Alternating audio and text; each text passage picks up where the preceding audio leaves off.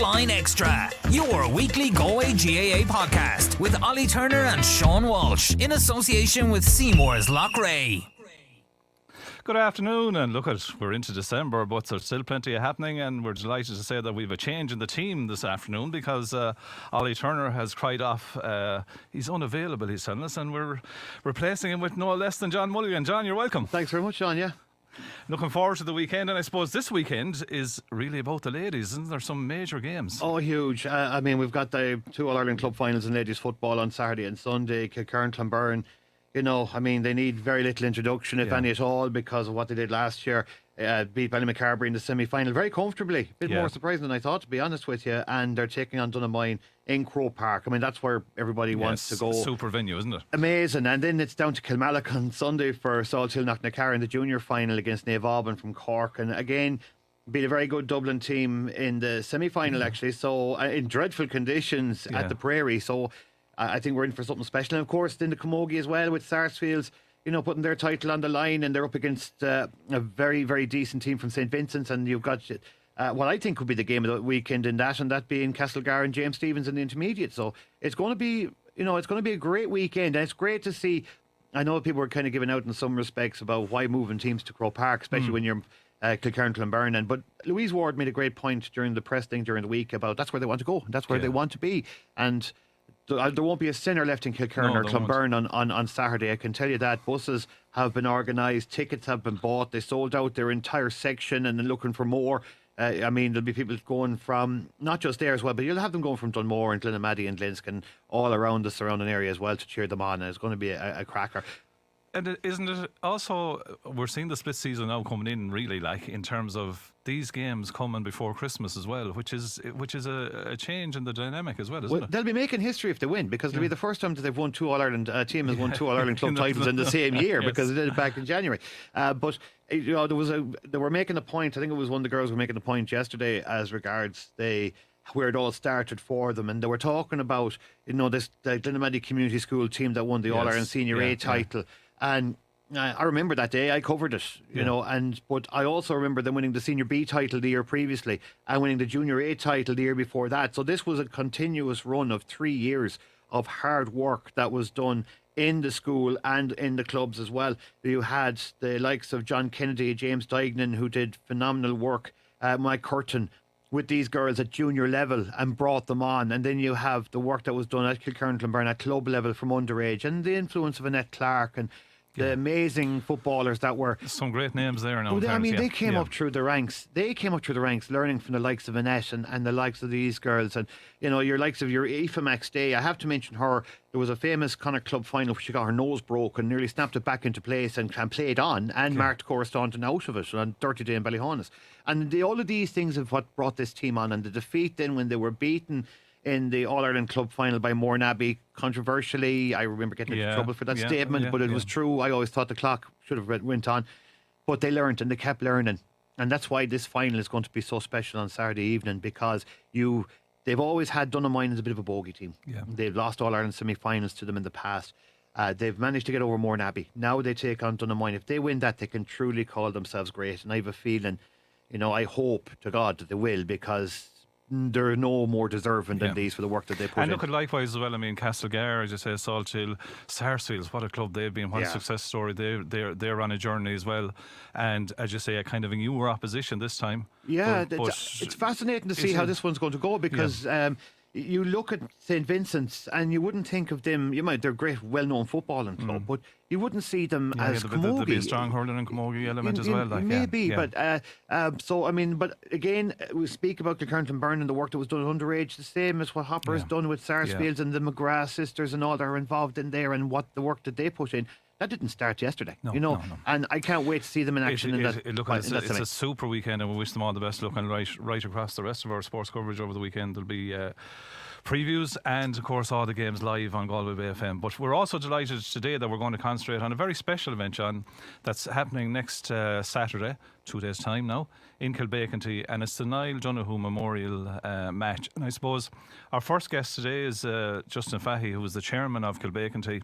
And Justin, first of all, I think for those of us who follow the game of hurling, Niall Donoghue, he left us too early, didn't he? And obviously he was a huge loss to Galway, but first of all to ye in Kilbeacanty, he was a massive loss, wasn't he? Hi, Sean. Yeah, I suppose it's coming on 9 years now. 23rd of October 2013 is a day we'll never forget, where a dark cloud came over us and throughout the whole county, really. But Niall was a great lad. Like he'd I've said it before, he'd a great humour about him, that infectious smile, he'd a presence both on and off the field. And when he walked into a room, everyone just wanted to be in his company. But like he was going to be a great senior Galway hurler, like there's no doubt about that. And from our club, they come along once in a generation, if that. Like so, he was idolised by everyone. He was, but he's a massive loss. You can't even go there really. Like, but what he could have done for our club on the field, like he'd have brought everyone with him, like with the leadership qualities that he has.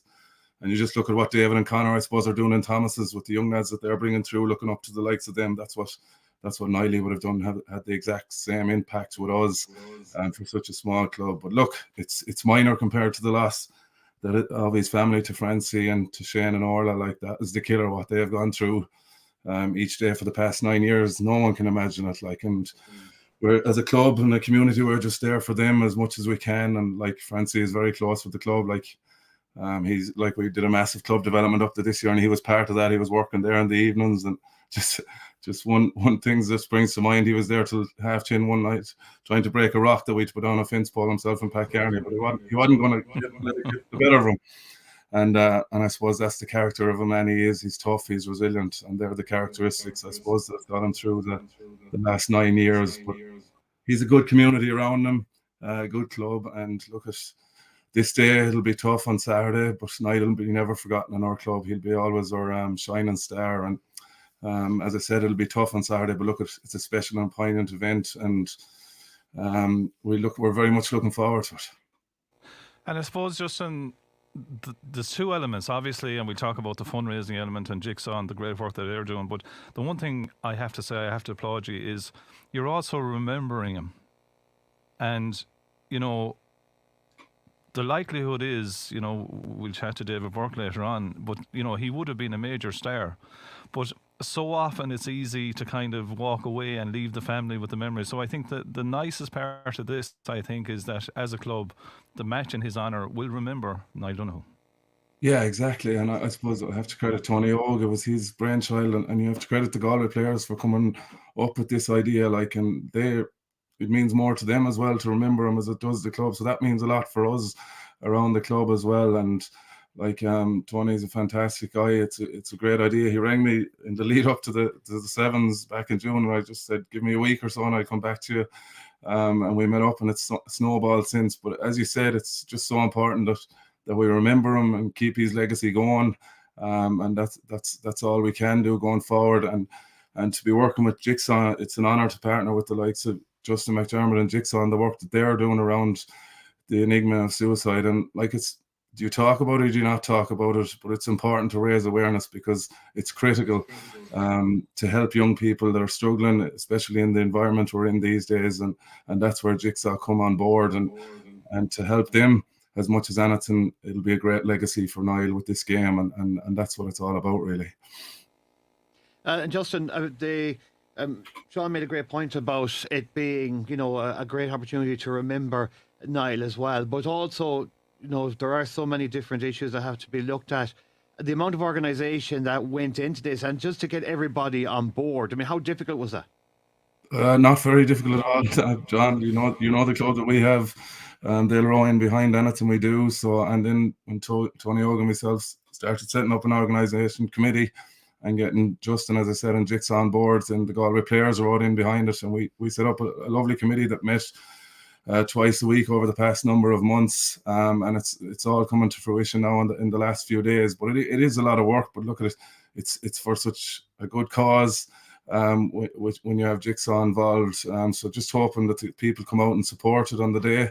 Look at it, I think the weather. I woke up this morning and the weather forecast is saying we're going back to the beast of the east from 2018, but I don't think it's that bad. I think it's promised all right on Saturday. So let's just hope that everyone comes out and support it, and we can raise much needed funds for Jigsaw to help them. But look at the organisation. Yeah, it's hard, but look at, there's a great club behind us. There's a great organisation committee behind us. And Galway GA, Paul and Claude and Michelle and all them in there have supported us massively from day one. So like when you have them on board, it's very easy to organise something like this. And sponsors, like you're on about Supermax, who've sponsored Galway GA, they've come on board as well. And the likes of Eamon and Terry Shield in New York, they're sponsoring the streaming on Sunday. And I Am Here, another Jim Breen, who does a lot of work for suicide and mental health with businesses and that, they've all come on board. So it's very easy. Everyone is rolling behind us, and the support we've got has been massive. So just can't wait now for Saturday, to be honest, and it should be a great day for everyone to look forward to. Justin McDermott of Jigsaw. Justin, during the latter stages of the Galway Championship, we ended up with 2 Cyrils on co-commentary in the games, and they were all slagging me, how are we going to differentiate between the 2 Cyrils? But now with the podcast, they've given us 2 Justins. So Justin McDermott of Jigsaw, look, you're very welcome. It's a big area, Justin, and I suppose the exposure out of this, is it making a bit of progress that, you know, we hear the catchphrase, it's okay not to be okay, but to say it? Yeah, it is, Sean, and I think something that you said earlier on really kind of struck me, this idea that, you know, that we are really, you know, remembering Niall and celebrating his memory, both as a player but also as a person. And I think one of the things that has struck me since we've been involved in this journey is how committed everybody is to not only to remembering Niall and celebrating his life, but also using this occasion to again speak very openly and honestly about mental health and particularly mental health as it relates to young people. And like events like this really do make a huge impact, because it gives people, I suppose, the confidence, and it shows that society is changing, is that we're willing and we're open to discussing these issues, and having people and you know, leaders in our community, be it, you know, David and the hurlers, or Justin as the chairperson in a club,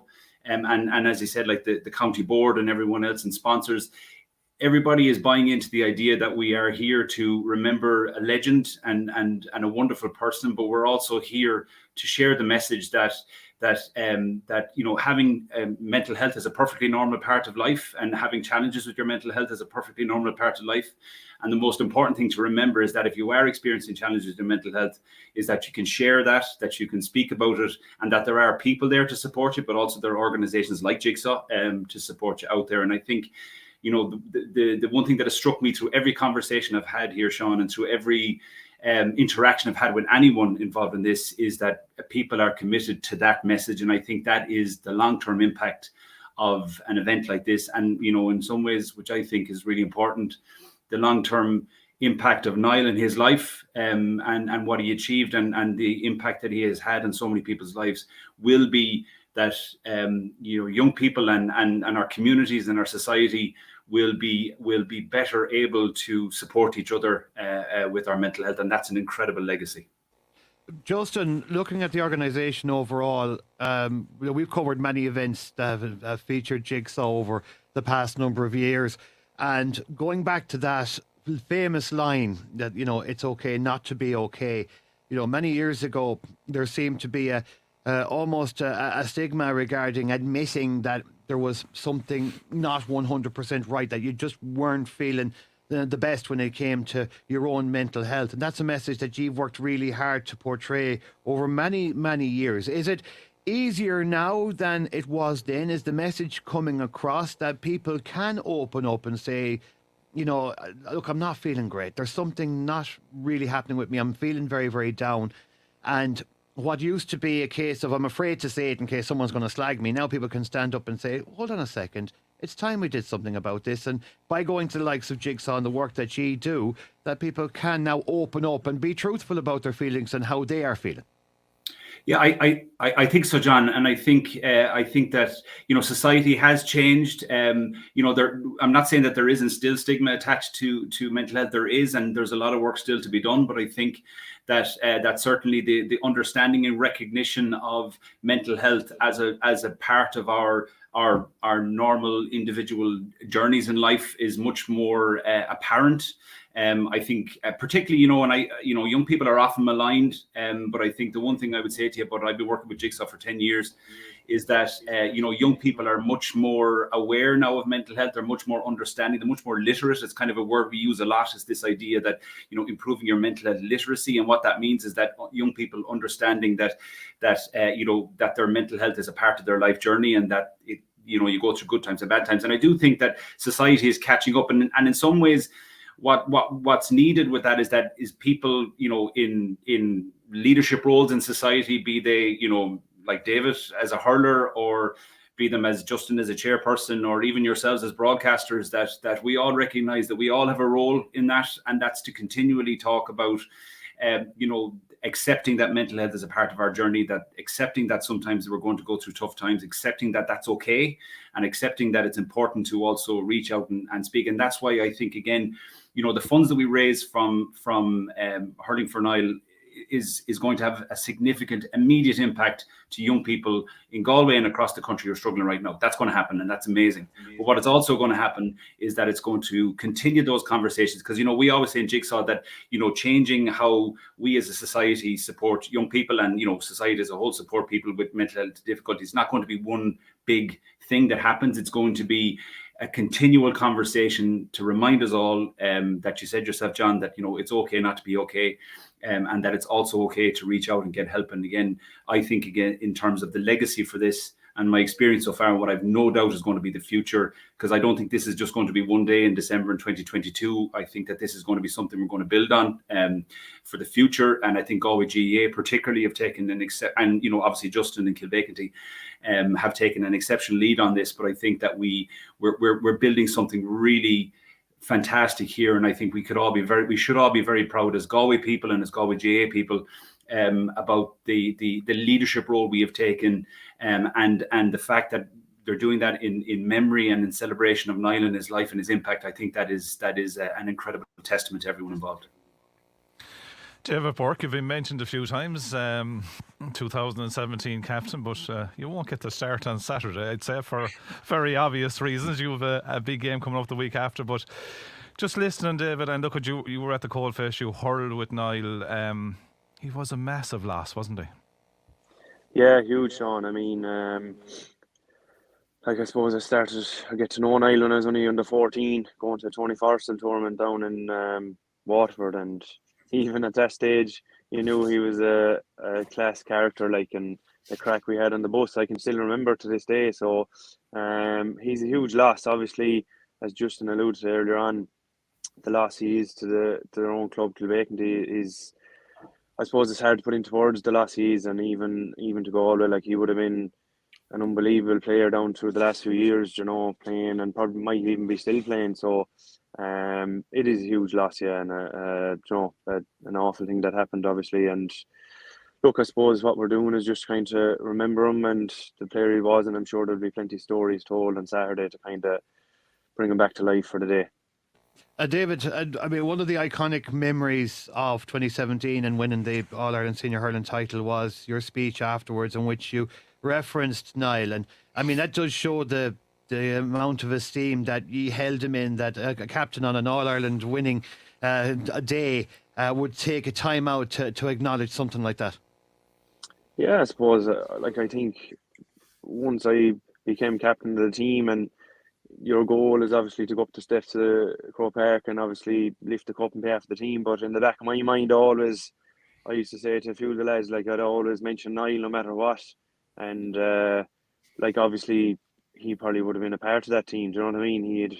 He was hurling so well at the time and stuff like that. So it is, at the time, you don't probably think of it as much. You just kind of say these things in the heat of the moment as well. And I think everything on that day had led to Galway win and stuff like that, and even Tony Keady and stuff like that. There was a thing at half time that went on for a couple of minutes, and it really was, I suppose, how can Galway not win today and stuff like that. So it was poignant.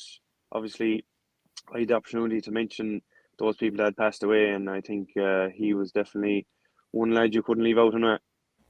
And I remember as well, David, there was a banner that she had in the dressing room. I think Tex used to bring that with him. And I suppose the other thing as well is not to forget that Conor Whelan and Claire Shane O'Donnell are first cousins as well. Like, so there's a legacy there as well, isn't there? Like, There is, yeah, and I think the way in which Conor portrays himself on the field as a player, he usually carries Niall with him all the time, and he plays for him. If you know Conor well, that's the way he plays on the field, and he leaves everything out there.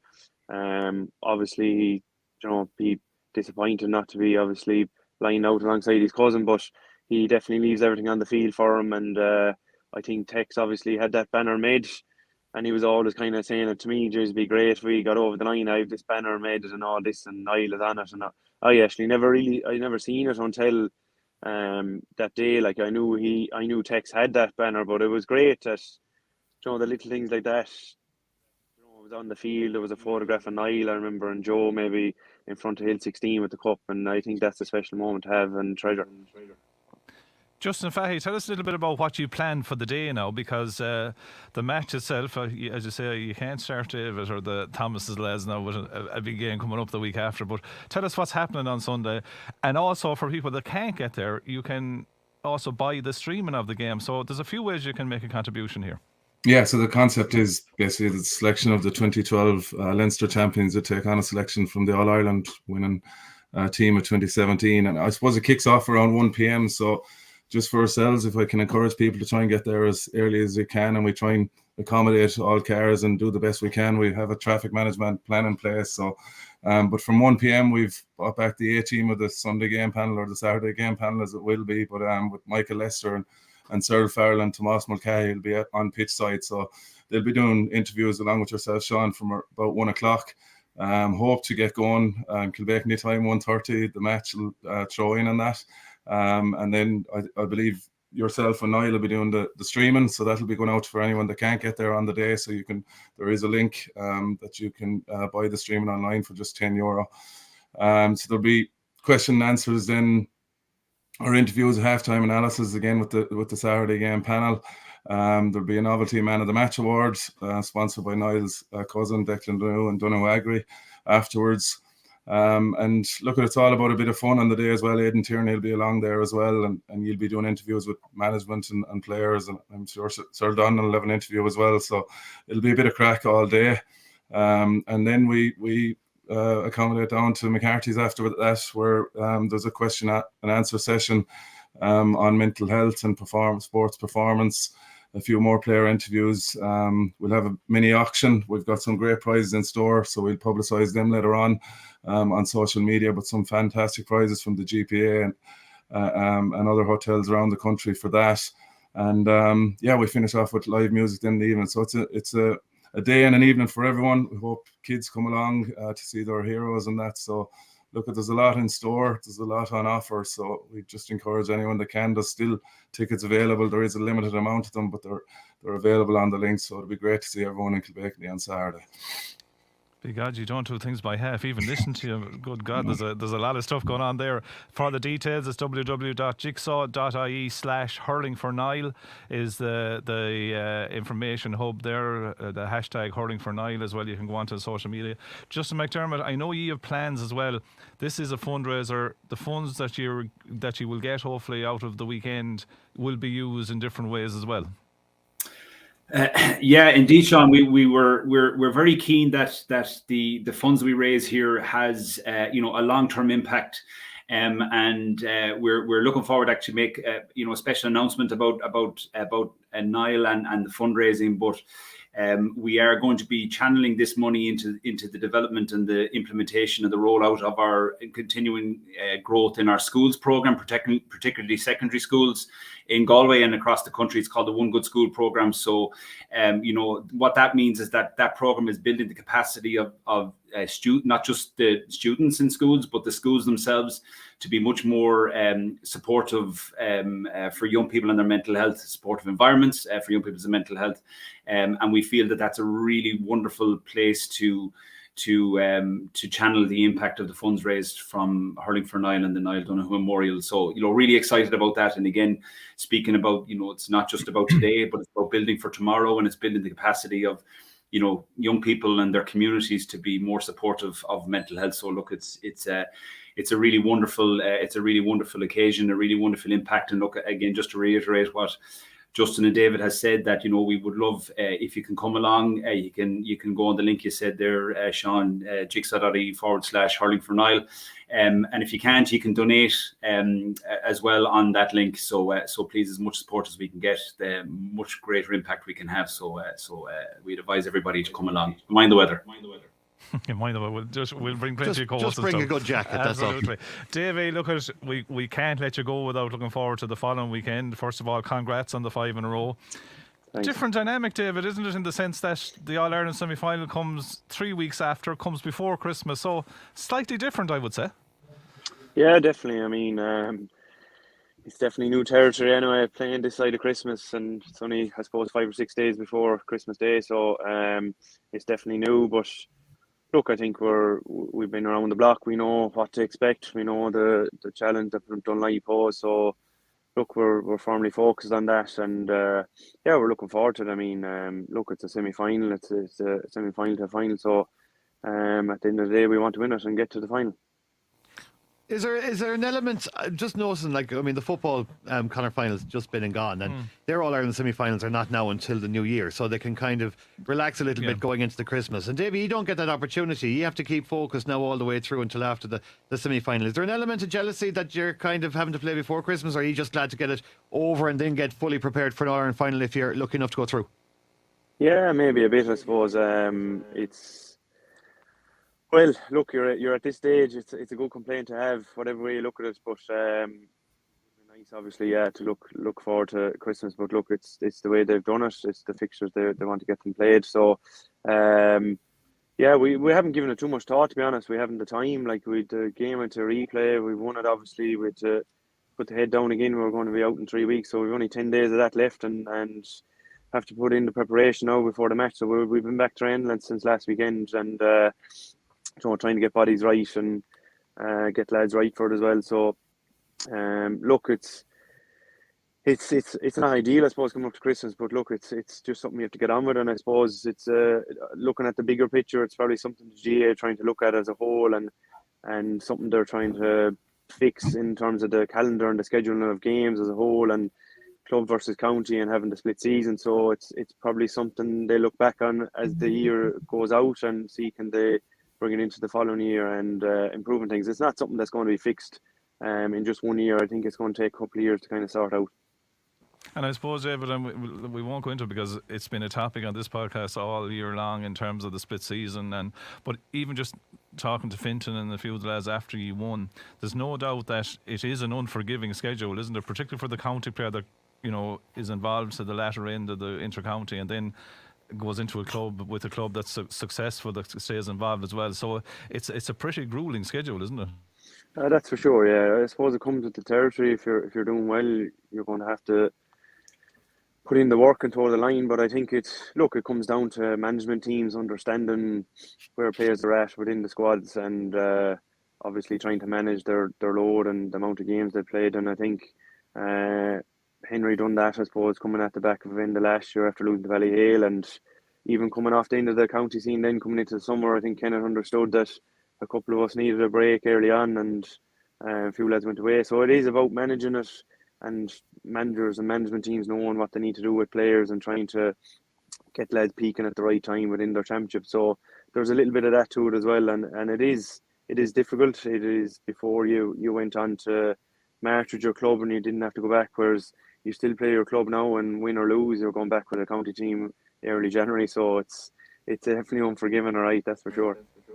Listen, we wish you all the best of luck on Sunday week in Croke Park, and we hope it goes well to you. To the two Justins, thanks very much for joining us as well, lads. Justin Fahey, we might leave the last word to you. Bottom line is, everyone that can get to Kilbeacanty on Sunday or on Saturday, get there, but you can also contribute in so many other ways as well to what is a wonderful cause. Yeah, absolutely, Sean, and anyone, and just to thank anyone that's supported us so far. The response has been unbelievable with what's coming in online. But yeah, the link is there. It'll be shared on social media. But look, at most of all, we'd like to see you in Kilbeacanty on Saturday, and it's great. It's a great honour for us to have Niall's former teammates playing up there in our new grounds. So look, it promised to be a fantastic day out. So hopefully we'll see you there. And we're looking forward to seeing the teams that line out on the day and fitness levels and all that. To Justin 1, Justin 2 and David, thanks for talking to us, and thanks for joining us, and wish you the best of luck. John, it really is an event that's taken a kind of a life of its own, but it's a lovely idea, as I said, to remember Niall, but the funds that are raised are going to such a good cause. And I think, let's be very straight, suicide, all of those mental health issues, they are very real in the Ireland of today. Yeah, they are indeed. Just like, speaking to Justin McDermott, I remember we covered an event that finished in the Connacht Hotel. This is 10 years ago when Justin was actually not long after starting in the job, and David Collins was the ambassador, and that was where I first came across that famous line, "It's okay not to be okay," and it was something that they stressed even back then. It's going to be a fantastic day. I mean, it's poignant because it's Niall Donoghue. Remembering a great guy, remembering a great hurler. It's fundraising for Jigsaw and the services that they provide. It's going to be a cracking game of hurling between two teams who, the team that won the Leinster in 2012, we remember where we were that day. We remember where we were in 2017. I know where I was. I was right behind the desk. I mean, that was... You didn't get a ticket. I didn't get a ticket, and it was actually one of the greatest broadcasting days that any of us will ever remember, because it was phenomenal. It was amazing. So you're going to get a chance to watch these guys in action. Whoever goes is going to have a fantastic day. And if people can't make it, they have an opportunity to donate, and they have an opportunity to even watch it, be part of it in some way, shape or form in the stream. It's going to be a great crack on Saturday. That's all that needs to be said. Listen, you've heard it all here. Go along, support it in any way possible. Don't forget, across Galway Bay FM all weekend, there will be live coverage of all the sporting actions. But from the podcast, from John and myself, it's goodbye.